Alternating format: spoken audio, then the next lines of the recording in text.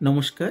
সম্প্রতি public service commission WBCS পরীক্ষার syllabus এবং পরীক্ষার প্যাটার্ন সংক্রান্ত যে বিজ্ঞপ্তি প্রকাশ করেছে, সেই বিজ্ঞপ্তি থেকে এটা খুবই পরিষ্কার যে 2025 সাল থেকে ডাব্লিউবিসিএস পরীক্ষার সিলেবাস এবং পরীক্ষার প্যাটার্নে আমূল পরিবর্তন আসতে চলেছে। অর্থাৎ 2025 সালের ডাব্লিউবিসিএস পরীক্ষার সিলেবাস এবং প্যাটার্ন ইউপিএসসি পরীক্ষার সিলেবাস এবং প্যাটার্ন অনুযায়ী হবে। কিন্তু 2024 সালের ডাব্লিউবিসিএস পরীক্ষা 2013 সাল থেকে হয়ে আসা ডাব্লিউবিসিএস পরীক্ষার সিলেবাস এবং প্যাটার্ন অনুযায়ী হবে। অর্থাৎ 2024 সালের ডাব্লিউবিসিএস পরীক্ষার সিলেবাস এবং প্যাটার্নে কোনোরূপ পরিবর্তন হচ্ছে না। এখন ডাব্লিউবিসিএস পরীক্ষার সিলেবাস এবং প্যাটার্নে এই যে পরিবর্তন, তার প্রেক্ষাপটটা কি? তার প্রেক্ষাপটটা হলো আমাদের রাজ্যের মাননীয় মুখ্যমন্ত্রী তথা পশ্চিমবঙ্গ সরকার চাইছেন ডাব্লিউবিসিএস পরীক্ষার সিলেবাস এবং প্যাটার্ন যদি ইউপিএসসি পরীক্ষার সিলেবাস এবং প্যাটার্ন অনুযায়ী হয়, তাহলে একজন ডাব্লিউবিসিএস ক্যান্ডিডেট বা ডাব্লিউবিসিএস অ্যাসপিরেন্টস ডাব্লিউবিসিএস পরীক্ষার প্রস্তুতির পাশাপাশি সে ইউপিএসসি পরীক্ষার প্রস্তুতিও নিতে পারবে এবং ডাব্লিউবিসিএস পরীক্ষায় সফলতার সঙ্গে সঙ্গে সেই ইউপিএসসি পরীক্ষায় দারুণভাবে সফল হবে। অর্থাৎ আগামী দিনে আমরা বাংলা থেকে বেশি পরিমাণ মেধা বা বেশি পরিমাণ অ্যাসপিরেন্টসকে অল ইন্ডিয়া সার্ভিসে, যথা আইএএস, আইপিএস বা আইএস অ্যালার্ট যে সার্ভিসগুলো আছে সেখানে আমরা দেখতে পাবো। মূলত এই চিন্তা ভাবনা থেকে কিন্তু আমাদের এই সিলেবাস বা প্যাটার্নের পরিবর্তন। এখন আমরা দেখি যে ঠিক কী পরিমাণ পরিবর্তন কোথায় হতে চলেছে, এই পরিবর্তনের ফলে সুবিধা কি, এই পরিবর্তনের ফলে অসুবিধা কোথায় কোথায় ফেস করতে পারে আমাদের ক্যান্ডিডেটরা, কী করে সেই অসুবিধাটা দূর করা যায়। প্রথমত যে পরিবর্তনটা আসতে চলেছে ডাব্লিউবিসিএস এর প্রিলিমসের ক্ষেত্রে এবং মেন্সের ক্ষেত্রে। আমরা জানি যে ডাব্লিউবিসিএস 3 টেস্টে যে পরীক্ষা হয়, প্রিলিমিনারি বা প্রিলিমস, মেন্স এবং ইন্টারভিউ বা পার্সোনালিটি টেস্ট। এখন ডাব্লিউবিসিএস এর প্রিলিমসের ক্ষেত্রে আমাদের কিন্তু একটা বড় পরিবর্তন আসতে চলেছে। এতদিন পর্যন্ত ডাব্লিউবিসিএস এর যে প্রিলিমস সেটা আমাদের একটা জেনারেল স্টাডিজ পেপার হতো, যেখানে 8টা ফিল্ড অফ নলেজ বা 8টা সাবজেক্ট কম্পোনেন্ট থেকে আমাদের কোশ্চেন আসতো, 200টা এমসিকিউ থাকতো, 2.5 আওয়ার ডিউরেশনে আমাদের একটা জেনারেল স্টাডিজ পেপার পরীক্ষা হতো। এখন যে পরিবর্তনটা হতে চলেছে, সেখানে ডাব্লিউবিসিএস এর প্রিলিমসে জিএস পেপার অনের পরিবর্তে বা একটা জেনারেল স্টাডিজ পেপারের পরিবর্তে দুটো জেনারেল স্টাডিজ পেপার চলে আসছে। অর্থাৎ জেনারেল স্টাডিজ পেপার 1 বা জিএস পেপার 1 এবং জিএস পেপার 2। এই জিএস পেপার 2টা সম্পূর্ণ কোয়ালিফাইং এর নেচার। অর্থাৎ জিএস পেপার 2তে আমাকে 33% বা 200 নম্বরের মধ্যে আমাকে মিনিমাম 66 আমাকে স্কোর করতে হবে। তারপরে কিন্তু আমার প্রিলিমিনারি ক্ষেত্রে যেটা মেন পেপার, অর্থাৎ প্রিলিমিনারি জেনারেল স্টাডিজ পেপার কিন্তু আমার ইভ্যালুয়েশন করা হবে। প্রিলিমিনারি ক্ষেত্রে বড় পরিবর্তন আসতে চলেছে। জিএস পেপার এখন থেকে দুটো জিএস পেপার হবে, জিএস পেপার 1 এবং জিএস পেপার 2। এখন জিএস পেপার 1টা কি থাকছে? জিএস পেপার 1-এ আমাদের পূর্বতন সিলেবাসের যে জিএস পেপার ছিল বা জেনারেল স্টাডিজ পেপার থাকতো, সেখানে যেমন 8টা ফিল্ড অফ নলেজ থাকতো বা 8টা সাবজেক্ট কম্পোনেন্ট থাকতো, এখানেও 8টা ফিল্ড অফ নলেজ থাকছে। কিন্তু পরিবর্তন যেটা হচ্ছে, জেনারেল মেন্টাল এবিলিটি বা সাধারণ মানসিক দক্ষতা কিন্তু এখন জিএস পেপার 1 থেকে জিএস পেপার 2-তে চলে আসছে। তার পরিবর্তে জিএস পেপার 1-এ আসছে general issues on environmental ecology, biodiversity and climate change. অর্থাৎ আমাদের বর্তমান সময়ে সারা বিশ্বে যে ইস্যুটা একটা বার্নিং ইস্যু হিসেবে পরিগণিত হচ্ছে, জলবায়ুর পরিবর্তন, জীব বৈচিত্র্য, এই ইস্যুটা কিন্তু আমাদের জিএস পেপার 1-এ চলে আসছে। জিএস পেপার 2-তে তাহলে কি আসছে? জিএস পেপার 2-তে যেমন জেনারেল মেন্টাল এবিলিটি থাকছে, তেমনি আমাদের 6টা ফিল্ড অফ নলেজ থেকে কিন্তু জিএস পেপার 2-এর কোশ্চেন আসবে। এগুলো কি কি?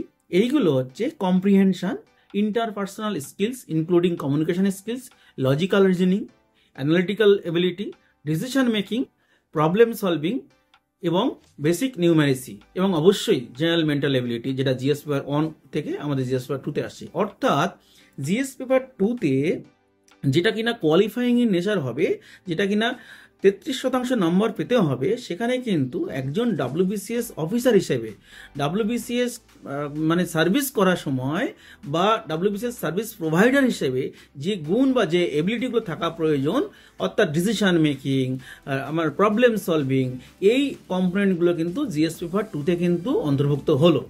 এবার আমাদের দেখা যাক যে ডাব্লিউবিসিএস এর মেন্স যে সিলেবাস, অর্থাৎ মেন্সে কি পরিবর্তন আসছে। ডাব্লিউবিসিএস এর মেন্সে পরিবর্তন আসছে দুরকম, এক প্যাটার্নে পরিবর্তন, এক সিলেবাসে পরিবর্তন। প্রথমে বলি প্যাটার্নে কি পরিবর্তন আসছে। প্যাটার্নে যে পরিবর্তনটা আসতে চলেছে, এতদিন পর্যন্ত ডাব্লিউবিসিএস পরীক্ষা 2013 সাল থেকে যে সিলেবাসে পরীক্ষা হতো, সেখানে আমার বাংলা, ইংরেজি এবং গ্রুপ এ এবং গ্রুপ বির ক্ষেত্রে যারা কম্পিটিশন করতো, অর্থাৎ অপশনাল সাবজেক্টে যে দুটো পেপার থাকতো, এই দুটো পেপার এবং বাংলা ইংরাজি, এই 800 মার্কস আমার কিন্তু অনলি কনভেনশনাল বা সাবজেক্টিভ হতো। বাকি যে জেনারেল স্টাডিজ যে 800 মার্কস, অর্থাৎ আমার হিস্ট্রি, জিওগ্রাফি, আমার সায়েন্স, টেকনোলজি, জিকে, এনভায়রনমেন্ট, আমার পলিটি, ইকোনমি, ইনক্লুডিং আমার অ্যারিথমেটিক অ্যান্ড রিজনিং, এই 800 মার্কস, যে 800 মার্কস আমার ডিটারমিনিং ফ্যাক্টর হয়ে দাঁড়াতো, যে 800 মার্কস একজন ক্যান্ডিডেটে মেরিট লিস্টে কোথায় সে জায়গা করে নেবে তার অনেকটাই দিন নির্ভর করতো। এই 800 মার্কস আমার স্কোরিং মার্কস থাকতো, এইটা কিন্তু সম্পূর্ণ হতো এমসিকিউ। এখন থেকে কিন্তু আমাদের ডাব্লিউবিসিএস এর মেন্সে কিন্তু কোনো এমসিকিউ থাকবে না, অর্থাৎ পুরোটাই কিন্তু আমাদের কনভেনশনাল বা সাবজেক্টিভ আমার প্যাটার্নে কিন্তু চলে আসছে। এটা হচ্ছে বড় পরিবর্তন।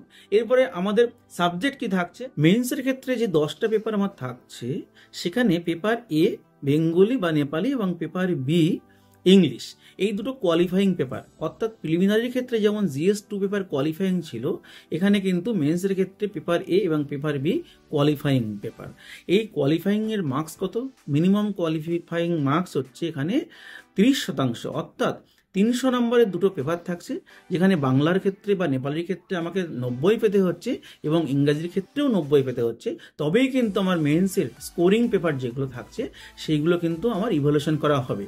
এখন বাংলা ইংলিশের ক্ষেত্রে কী কী থাকছে, এখানে মোটামুটি ক্ষেত্রে আমাদের বাংলা এবং ইংরেজির কমন সিলেবাস। বাংলার ক্ষেত্রে লেটার রাইটিং বা পত্র লেখা, আমার ড্রাফটিং অফ রিপোর্টস বা প্রতিবেদন, আমার প্রেসিস রাইটিং বা সারসংক্ষেপ, comprehension, translation from English to Bengali or English to Nepali এবং শর্ট এসে, এগুলো ক্ষেত্রে আমার বাংলার ক্ষেত্রে থাকছে। ঠিক অনুরূপভাবে ইংরাজির ক্ষেত্রেও সেম থাকছে, শুধুমাত্র ইংরাজির ক্ষেত্রে আমাদের যেটা আমাদের translate into English from Bengali বা ফ্রম নেপালি, এইটা কিন্তু আমার ইংলিশের ক্ষেত্রে থাকছে না। অর্থাৎ আমার কোয়ালিফাইং পেপার হচ্ছে পেপার এ এবং পেপার বি। এরপরে আমাদের যে স্কোরিং পেপার আমাদের যেগুলো থাকছে, সেখানে আমাদের থাকছে পেপার 1 বা আমার ইংলিশ এসে। এখানে যেমন ইউপিএসসির ক্ষেত্রে আমাদের 250 মার্কসের আমাদের ইংলিশ এসে, অর্থাৎ 125 করে দুটো আমাকে এসে লিখতে হতো, ঠিক তেমনিভাবে আমাদের কিন্তু এখানে এসে লিখতে হবে। অর্থাৎ ইংলিশ এসে কিন্তু আমাদের পেপার 1, পেপার 2 আমাদের tradition and culture of Bengal, paper 3 আমাদের জেনারেল স্টাডিজ পেপার 1, যেটা পেপার 3 হচ্ছে হিস্ট্রি অ্যান্ড জিওগ্রাফি, খুব একটা পরিবর্তন এখানে নেই। পেপার 4-এ আমাদের সায়েন্স টেকনোলজির সঙ্গে এনভায়রনমেন্ট থাকতো, এখানে কিন্তু একটা পরিবর্তন আসছে। এখানে আমাদের এনভায়রনমেন্টের সঙ্গে আমাদের সিআরজেড বা কোস্টাল রেগুলেশন জোন থাকছে, গ্লোবাল ওয়ার্মিং থাকছে, আমাদের এনভায়রনমেন্টাল অ্যান্ড ইন্ডাস্ট্রিয়াল পলিউশন থাকছে এবং আমাদের ozone layer and related issue কিন্তু আমাদের এখানে অন্তর্ভুক্ত হচ্ছে।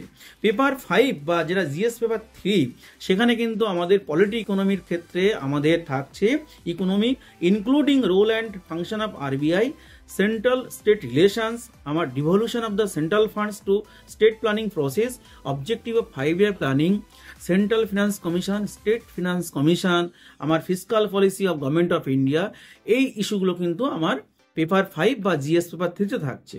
পেপার 6 বা আমাদের পেপার যেটা জিএস পেপার 4, সেখানে আমাদের অ্যারিথমেটিক রিজনিং, যেটা আমাদের এমসিকিউ নেসারে হতো, এটা কিন্তু আমাদের এবার থেকে হয়তো অঙ্ক কষতে হবে, বা আমাদের সে রিজনিংয়ের ক্ষেত্রে আমাদের ব্লাড রিলেশন ডিটারমাইন করতে হতে পারে, আমাদের সিটিং অ্যারেঞ্জমেন্টের ক্ষেত্রে আমাদের রিজনিং থাকতে পারে। এরকমভাবে কিন্তু আমাদের সাবজেক্টিভ বা আমাদের কনভেনশনাল মোডে কিন্তু এই পেপারগুলো চলে আসছে।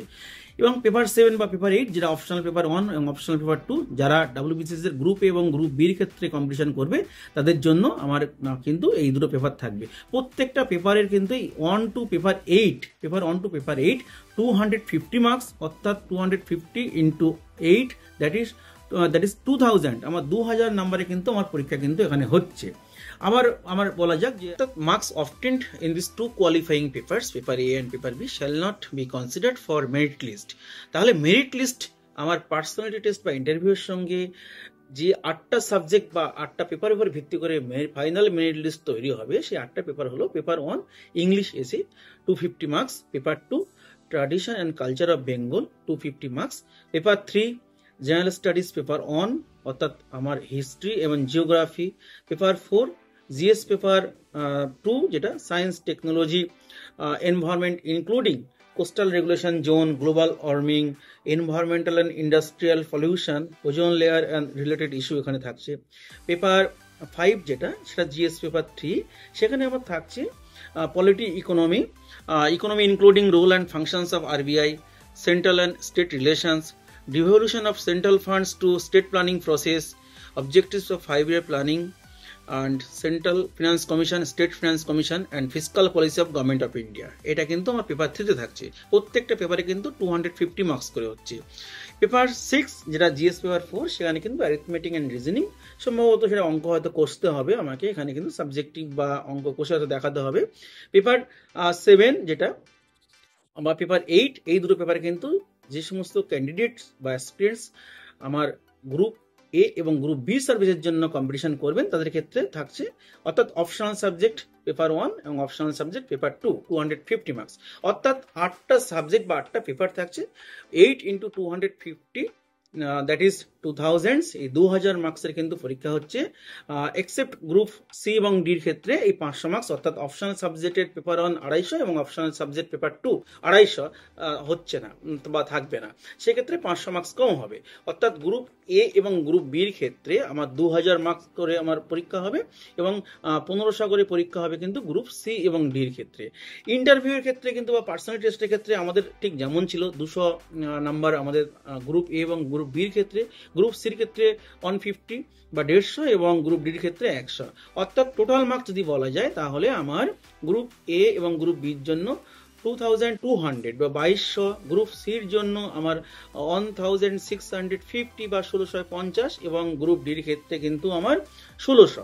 এখন আমার এই যে পেপার ইংলিশ এসে যেটা নতুনভাবে পেপারটা আসছে, যেটা ইউপিএসসির ক্ষেত্রে আমাদের আছে, যেখানে দুটো আমার এসে লিখতে হয়, আমার 125 × 2 250, যেখানে আমাদের 1000 থেকে 1200 ওয়ার্ড লিমিটের মধ্যে লিখতে হয়। আমার এখন থেকে কিন্তু এই লেখাগুলো প্র্যাকটিস করতে হবে, অর্থাৎ কনভেনশনাল সাবজেক্টে মেন্স হওয়ার সঙ্গে সঙ্গে যেটা আমার যে জিনিসগুলো করতে হবে তার মধ্যে প্রথম যে করণীয় কাজ হচ্ছে আমার প্রচুর লেখা প্র্যাকটিস করতে হবে, আমাকে ওয়ার্ড লিমিট দেখতে হবে, কোন মার্কসের জন্য আমি কতটা লিখবো, এইভাবে কিন্তু আমাকে প্রস্তুতি নিতে হবে।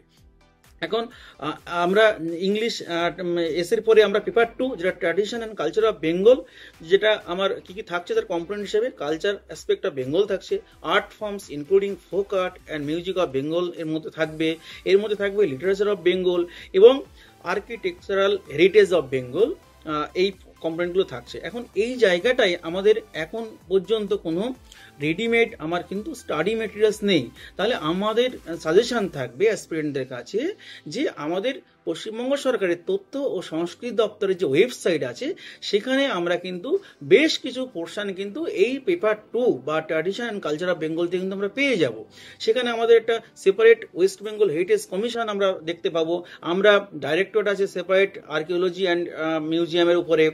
আমার এখানে যে জিনিসগুলো থাকবে আমাদের এমনিতেই আমাদের বাংলা সাহিত্য বলুন, সংস্কৃতি বা ঐতিহ্যগতভাবে অত্যন্ত সমৃদ্ধশালী একটা রাজ্য, সুতরাং এখানে আমাদের ট্র্যাডিশন অ্যান্ড কালচার অফ বেঙ্গলে কিন্তু আমার অনেক ইম্পর্টেন্ট জিনিস কিন্তু বাংলার বিভিন্ন জেলায় কিন্তু ছড়িয়ে আছে। পুরুলিয়ার ছৌ থেকে শুরু করে দার্জিলিং হিমালয়ের রেলওয়েজ বা টয় ট্রেন, আমাদের সুন্দরবনে যদি আপনারা বলেন যে সুন্দরবন ন্যাশনাল পার্ক যেটা আমাদের ওয়ার্ল্ড হেরিটেজ সাইটস, অর্থাৎ আমার ইউনেস্কো ওয়ার্ল্ড হেরিটেজ সাইটস যেগুলো বিভিন্ন সময় ডিক্লেয়ার করেছেন সেই জিনিসগুলো কিন্তু আমার মধ্যে চলে আসবে। আমার বিভিন্ন প্রত্নতাত্ত্বিক নিদর্শন বা প্রত্নতাত্ত্বিক যে খনন কার্যগুলো চলছে সেইগুলো কিন্তু আমার বা বিগত দিনে হয়েছে বিভিন্ন জেলায়, সেই জিনিসগুলো কিন্তু ইম্পর্টেন্ট হয়ে দাঁড়াবে। এখানে আমাদের যেমন দুটো ইম্পর্টেন্ট সাইট আমাদের গড়মন্দরণ হুগলির ক্ষেত্রে গোঘাটে আছে, বা আমাদের মুঘলমারি আছে পশ্চিম মেদিনীপুরে, এই দুটো অত্যন্ত important site government of West Bengal এটা টেক আপ করছে। এবং আমাদের যে বিভিন্ন হেরিটেজ সাইটগুলো আছে সব থেকে ইম্পর্টেন্ট আমাদের দুর্গাপূজা, যেটা আমাদের ইনট্যাঞ্জিবল কালচারাল হেরিটেজ হিসেবে ইউনেস্কো সম্প্রতি ডিক্লেয়ার করেছেন, তো এইগুলো কিন্তু আমাদের খুব ইম্পর্টেন্ট হয়ে দাঁড়াবে। এবং আমাদের বাঁকুড়া টেরাকোটা, এই জিনিসগুলো কিন্তু আমাদের এই ট্র্যাডিশনাল কালচার অফ বেঙ্গলে আসবে। এবং আমাদের এই পেপারস কনভেনশনাল মোডে কিন্তু আমাদের এই পেপারগুলো কিন্তু আমাদের কনভেনশনাল মোডেই হবে, অর্থাৎ আমাকে কিন্তু এখন থেকে লেখা প্র্যাকটিস করতে হবে। এবং আমরা যদি এই ওয়েবসাইট ইনফরমেশন এবং কালচারাল অ্যাফেয়ার্স ওয়েবসাইট দেখি, বা জেলার ইতিহাস আমরা যদি দেখি, ডিস্ট্রিক্টের যে আমাদের পোর্টালগুলো আছে বা আমাদের ওয়েবসাইটগুলো আছে, আমরা ওয়েস্ট বেঙ্গল জিওগ্রাফির সময় একটা সময় প্রস্তুতি নেওয়ার সময় জেলার ইতিহাস প্রসিদ্ধ স্থান, দর্শনীয় স্থান, রিলিজিয়াস স্থান বা আমার এই ধর্মীয় স্থান কি কি ইম্পর্টেন্ট আমরা কিন্তু দেখতাম। তো এই জাতীয় জিনিসগুলো কিন্তু ট্র্যাডিশন অ্যান্ড কালচার অফ বেঙ্গলে কিন্তু আমার আসবে। সুতরাং আমাদের যে পরিবর্তনটা এখন হচ্ছে সেই পরিবর্তনটা হচ্ছে আমাদের কনভেনশনাল মোডে আসছে। আমাকে কনসেপ্ট ডেভেলপ করতে হবে পড়ার পাশাপাশি। শুধুমাত্র এমসিকিউ এ আমাদের খুব কিছু কিছু সুপারফিশিয়াল জিনিস জানলেও হয়তো অনেক সময় আমরা কেউ আমরা সফল হতে পারতাম, কিন্তু এখন কিন্তু আমাদের কনসেপ্ট ডেভেলপ করে করতে হবে। এই পরিবর্তনটা কিন্তু মূলত আমাদের ডাব্লিউবিসিএস এর ক্ষেত্রে সিলেবাস এবং প্যাটার্নে কিন্তু আসছে। আশা করি আমরা আমাদের অ্যাসপিরেন্ট যারা আছে আমরা খুব সহজেই এগুলো আমরা নিজেদের মধ্যে করে আত্মীকরণ করে নেব। আমাদের সেই আত্মীকরণের ফলে আমরা আগামী দিনে কিন্তু খুব দারুণভাবে সফল হব। ধন্যবাদ।